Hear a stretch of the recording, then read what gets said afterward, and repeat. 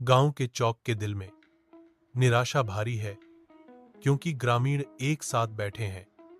उनके चेहरे चिंता से भरे हुए हैं।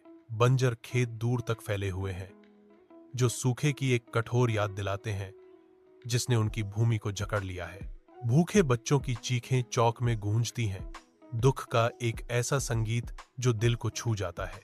एक बूढ़ा आदमी, रामू, चौक में लड़खड़ाता हुआ आता है। उसका मौसम से मुरझाया हुआ चेहरा दुख का मुखौटा है। ग्रामीण रामू से दूर चले जाते हैं।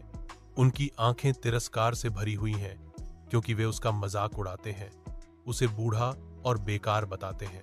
अपने छोटे से घर की धुंधली रोशनी में रामू अकेला बैठा है। सूखे का भार उसके थके हुए चेहरे पर अंकित है। उसका मन अपनी जवानी के सूखे की ओर लौट जाता है।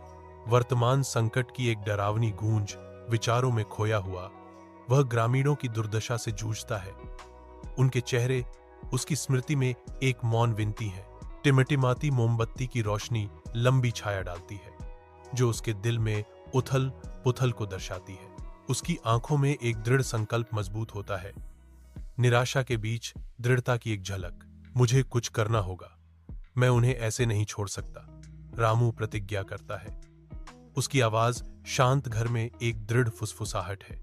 रामू कड़ी धूप में निराश ग्रामीणों को उजाड़ पुराने तालाब की ओर ले जाता है। धरती सूखी है, तालाब का तल उनके पैरों के नीचे दरारों का एक मकड़ी का जाला है। रामू की आवाज दृढ़ता से गूंजती है, अगर हम सब मिलकर इस तालाब को गहरा करें और बारिश के पानी को रोकें, तो हम जीवित रह सकते हैं। गांव वालों में उपहासपूर्ण हंसी की लहर फूट पड़ती है। बंजर भूमि को देखकर उनकी उम्मीद कम हो जाती है। हंसते हुए संदिग्धता हवा में भारी है, लेकिन उनमें एक अनिच्छुक सहमति जागती है। आशा की एक आखिरी चिंगारी झिलमिलाती है। अनिच्छा से सहमत। गांव के चौक के दिल में चेहरे रामू को घेरते हुए कृतज्ञता बिखेरते हैं। गांव का तालाब साफ आसमान को दर्शाता है, जो नए जीवन का एक चमकता हुआ प्रमाण है, जबकि हरे भरे खेत सूरज की रोशनी में नहाते हैं। रामू की आवाज नए अधिकार के साथ गूंजती है,